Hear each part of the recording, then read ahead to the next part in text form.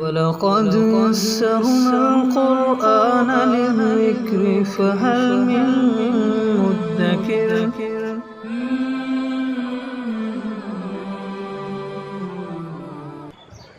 سورہ مدثر آیت نمبر 8 اعوذ باللہ من الشیطان الرجیم بسم اللہ الرحمن الرحیم فَإِذَا نُقِرَ فِي النَّاقُورِ فَذَلِكَ يَوْمَئِذٍ يَوْمٌ عَسِيرٌ عَلَى الْكَافِرِينَ غَيْرُ يَسِيرٌ۔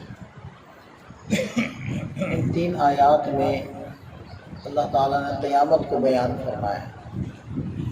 فَإِذَا نُقِرَ فِي النَّاقُورِ، پھر جب سور پھونک دیا جائے گا۔ فَذَلِكَ يَوْمَئِذٍ يَوْمٌ عَسِيرٌ، پھر وہ دن بڑا بھاری دن ہوگا۔ عَلَى الْكَافِرِينَ غَيْرُ يَسِيرٌ، اور کافروں کے اوپر وہ آسان نہیں ہوگا۔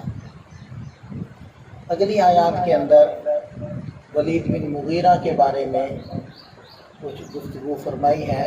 ارشاد فرمایا ذرنی ومن خلقت وحیدا،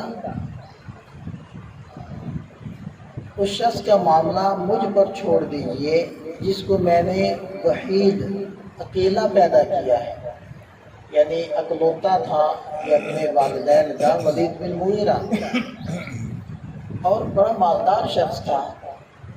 مکہ اور طائف کے اندر اس کے اثاثہ جات پھیلے ہوئے تھے، اور ایک اندازے کے مطابق 1 کروڑ دینار اس کی سالانہ آمدن تھی۔ صاحب اولاد تھا، خود اکیلا تھا، لیکن آگے اس کی اولاد بیٹے وغیرہ ڈھیر سارے تھے، اور سمجھدار بھی تھا، باشعور تھا، صاحب تدبر تھا، اور نبی پاک صلی اللہ علیہ وسلم سے بھی، قرآن کریم سے بھی متاثر تھا۔ حضرت ابوبکر صدیق رضی اللہ عنہ کے پاس آتا جاتا رہتا تھا، اور وہ کہتا تھا کہ یہ قرآن یہ واقعتاً یہ کوئی مخلوق کا کلام نہیں ہے، یہ اللہ کا اتارا ہوا کلام ہے۔ وہ اس چیز کا قائل ہو رہا تھا، اور اسی کے میلان کی وجہ سے دیگر عرب کے سرداران ان کا بھی میلان بڑھ رہا تھا۔ اور ظاہری بات ہے یہ صورتحال ابو جہل کے لیے کوئی قابل اطمینان تو نہیں تھی، تو وہ بڑا پریشان ہوا، اور اس نے کچھ سرداروں کو بٹھایا مشورہ کریں اس کے بارے میں کیا کریں۔ بہرحال ابو جہل نے کہا کہ چلو پھر میں بات کرتا ہوں ولید بن مغیرہ سے، اور وہ آیا اس سردار کے پاس، اور کچھ باتیں ایسی سوچی جس کی وجہ سے اس کو غصہ آئے۔ تو کہنے لگا کہ جی لوگوں کے اندر نا بڑی عجیب سی باتیں چل رہی ہیں۔ اس نے کہا کیا باتیں چل رہی ہیں؟ اس نے کہا باتیں یہ چل رہی ہیں کہ تم ابن ابی قحافہ حضرت ابوبکر صدیق رضی اللہ عنہ ان کے پاس جاتے ہو اپنا مال بڑھانے کے لیے، اور لوگ یہ بھی باتیں کر رہے ہیں کہ جی تمہیں حضرت محمد صلی اللہ علیہ وسلم کی روٹی اچھی لگتی ہے، تم ان کے پاس جاتے ہو، اصل میں تم ان سے کھانا پینا کرنے کے لیے جاتے ہو۔ تو اس پر اس کو غصہ آیا، کہا میں اتنا مالدار آدمی ہوں، کیا میں کسی کے ٹکڑوں کا محتاج ہوں؟ کیا میں کسی سے پیسے لینے کا محتاج ہوں؟ یہ کیسی بات ہے؟ تو اب جب اس کو غصہ دلایا، اب ظاہری بات ہے اس کے اندر اس کا تکبر بھی تو شامل ہے نا، کہ میں ایسا، میں ویسا، میں سردار، میری اتنی آمدن، میرے اتنا سرمایہ، میں کسی کا کیا محتاج ہوں گا۔ اب وہ تکبر بھی آ گیا، اس کا تذکرہ بھی آگے آ رہا ہے۔ تو اب لوہا گرم دیکھ کر اس نے دوسری چوٹ لگائی۔ اس نے کہا کہ دیکھیں یہ حج کے دنوں کے اندر لوگ آتے ہیں، تو ہم میں سے کوئی کہتا ہے کہ جی وہ شاعر ہے، کوئی کہتا ہے کہ جی وہ مجنون ہے، کوئی کہتا ہے جی وہ ساحر ہے، کوئی کچھ کہتا ہے، کوئی کچھ کہتا ہے۔ تو کوئی ایک بات کریں ہم، ورنہ جب باہر سے آنے والے لوگوں کو ہم مختلف باتیں کرتے ہیں تو وہ کہتے ہیں کہ جی چلو ہم خود تحقیق کرتے ہیں کہ وہ کیا ہے۔ جب وہ تحقیق کے لیے جاتے ہیں، آپ صلی اللہ علیہ وسلم کی بات سنتے ہیں تو آپ کے اسیر ہو جاتے ہیں۔ تو کوئی ایک بات ہم لوگ سوچ لیں۔ تو اس پر اس نے کہا کہ دیکھیں ان کو مجنون تو نہیں کہہ سکتے، آپ خود بتاؤ ان کی کوئی حرکت مجنونانہ ہے؟ میں نے کہا واقعتاً نہیں ہے، تو مجنون تو نہیں کہہ سکتا۔ پھر سوچ کر کہنے لگا کہ ان کو شاعر کہیں، لیکن پھر کہتے ہیں شاعر بھی نہیں کہہ سکتے، کیونکہ ان کا جو کلام ہے وہ شاعری کی طرح کا بیہودہ بے تکا کلام تو نہیں، وہ تو بڑا مضبوط اور منظم اور بڑا حقائق پر مبنی کلام ہے۔ شاعروں کا ہوتا ہے ایسے فضول باتیں ہوتی ہیں، بس وزن بنائے ہوتے ہیں، کہیں زلفوں کا تذکرہ ہے، کہیں چہرے کا تذکرہ ہے کہ جی وہ چاند ہے، وہ فلانا ہے، وہ فلانا ہے، ایسے فضول باتیں ہیں۔ اچھا، پھر سوچ کر کہنے لگا اور کیا کہیں، تو اگر کاہن کہیں، پھر کہنے لگا نہیں کاہن بھی نہیں، کاہن وہ جو جنوں کی باتیں سن کر آگے لوگوں کو بتاتے تھے، تو کہنے لگا کاہن بھی نہیں کہہ سکتے، کاہنوں کو میں نے دیکھا ہے، وہ تو فضولیات کہتے ہیں، وہ تو ذو معنیین بات کرتے ہیں، یعنی ایسی بات کہ یوں بھی ہو سکتا ہے اور یوں بھی ہو سکتا ہے، جبکہ قرآن کریم تو ایک حتمی بات پیش کرتا ہے۔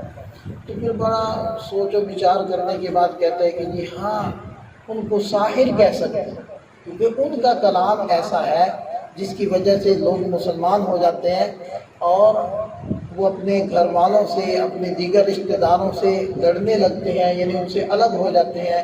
تو یہ سحر بھی یہی ہوتا تھا کہ میاں بیوی کے درمیان تفرقہ ڈال دیا جاتا تھا، تو ان کو ساحر کہہ دیں اور ان کے کلام کو سحر کہہ دیں۔ تو اس پر ابو جہل نے کہا کہ ہاں یہ بات ٹھیک ہے۔ تو اس کو اللہ تعالیٰ نے بیان فرمایا کہ وَجَعَلْتُ لَهُ مَالًا مَمْدُودًا، میں نے تو اس کو بڑا پھیلا ہوا مال دیا تھا، وَبَنِينَ شُهُودًا، اور اس کو حاضر باش بیٹے دیے تھے، یعنی اس کے سامنے، اس کی نظروں کے سامنے موجود تھے۔ اب یہ بھی اس کا مطلب ہے کہ اللہ کی ایک نعمت ہوتی ہے، اللہ کا ایک یہ بھی فضل ہے کہ انسان کی اولاد اس کے سامنے ہو، یہ نہ ہو کہ دنیا کے چکر میں وہ باہر چلے جائیں اور ساری زندگی والدین ان کو دیکھنے کو ترستے رہے، 2 سال بعد، 4 سال بعد، 6 سال کے بعد آئیں، چند دن شکل دکھائے اور اس کے بعد پھر چلے جائیں، وہ بیچارے تنہا کے تنہا۔ اور فرمایا کہ وَمَهَّدتُ لَهُ تَمْهِيدًا، اور میں نے اس کے لیے ہر کام آسان کیا تھا، ثُمَّ يَطْمَعُ أَنْ أَزِيدَ، وہ پھر بھی یہ طمع کرتا تھا کہ میں اس کو اور زیادہ دوں، کلا ہرگز نہیں، إِنَّهُ كَانَ لِآيَاتِنَا عَنِيدًا، وہ ہماری آیات کو دشمن تھا۔ اب دیکھیں کہ نافرمانی کی وجہ سے رزق کیسے کم ہوتا ہے۔ اب اللہ تعالیٰ کو دینے میں اس کا کیا کم ہوتا ہے، اس کے خزانوں میں کیا کمی، اتنا کچھ دے رکھا تھا، لیکن فرمایا کہ اب اور نہیں ملے گا، کیوں؟ میری آیات کا دشمن ہے۔ تو یہ ہے نافرمانیاں جو انسان کے رزق کو تنگ کرتی ہے، اور پھر انسان سوچتا ہے کہ جی میرے اوپر کسی نے بندش کر دی ہے، میرا رزق باندھ دی ہے، میں جو بھی کاروبار کرتا ہوں چلتا نہیں۔ تو یہ رزق نہیں بندھتا، اصل میں گناہوں کی نحوست ہوتی ہے۔ تو شاہ فرمائے سأرهقه صعودا، ان قریب میں اس کو صعود پر چڑھاؤں گا۔ صعود ایک پہاڑ ہے جہنم کا، اس پہاڑ پر چڑھاؤں گا۔ انه فکر وقدر، یہ ہے وہ کیفیت اس کی جو اس نے گفتگو کی تھی، اور جیسے سوچ سوچ کر اس نے باتیں کی تھی۔ انه فکر، اس نے سوچ و بچار کی، وقدر، اور ایک بات اس نے طے کی، فقتل کیف قدر، ہلاک ہو جائے یا اللہ کی مار پڑے اس کے اوپر، اس سے کیسی بات طے کی۔ ثم قتل کیف قدر، پھر اس پر اللہ کی مار پڑے، کیسی اس نے بات طے کی۔ ثم نظر، پھر اس نے ایسے لوگوں کی طرف دیکھا۔ ثم عبس وبصر، پھر اس نے تیوری چڑھائی اور منہ بسورا، ایسے منہ سا بنا کر بھی ہاں یوں کہہ دیتے ہیں کہ یہ وہ جادوگر ہے۔ یہ اس کیفیت کو اللہ تعالیٰ نے بیان کیا، اور دیکھیں کتنا اللہ تعالیٰ کی ناراضگی ہے اور کتنا غصہ ہے ان الفاظ میں۔ ثم عبس وبصر، پھر اس نے تیوری چڑھائی، منہ بسورا۔ ثم ادبر واستکبر، پھر وہ پیچھے کو ہٹا اور اس نے تکبر دکھلایا۔ فقال ان ھذا الا سحر یؤثر، پھر وہ کہنے لگا کہ یہ ایک جادو ہے جو چلا آتا ہے۔ ان ھذا الا قول البشر، یہ ایک انسان کا کلام ہے، خالق کا کلام نہیں ہے۔ سأصلیہ سقر، میں ان قریب اس کو دہکتی آگ میں ڈالوں گا۔ وما ادراک ما سقر، اس کو کیا پتا سقر کیا ہے۔ لا تبقی ولا تذر، نہ چھوڑے گی نہ باقی چھوڑے گی، یعنی چھوڑے گی نہیں، مطلب یہ ہے کہ جہنم کسی جہنمی کو بھی باہر نہیں رہنے دے گی، پکڑ کر اندر کھینچ لے اور چھوڑے گی نہیں، مطلب کسی کو بھی جلائے بغیر نہیں چھوڑے گی، ہر ایک کو جلا کر رکھے گی۔ لواحۃ للبشر، وہ تو کھال کو جلا دے گی، علیہا 19 اس کے اوپر 19 فرشتے ہم نے مقرر کر رکھے ہیں جو وہاں کام کر رہے ہوں گے۔ تو یہ ہے اس کی اس گفتگو کو اللہ تعالیٰ نے بیان فرمایا اور ناراضگی کا اظہار فرمایا۔ تو یہی چیزیں ہوتی ہیں، یہ چودراہٹ، یہ سرداری، یہ میری واہ واہ ختم ہو جائے گی، اس لیے مخالفت برائے مخالفت کی نا، دل سے تو مان رہا تھا۔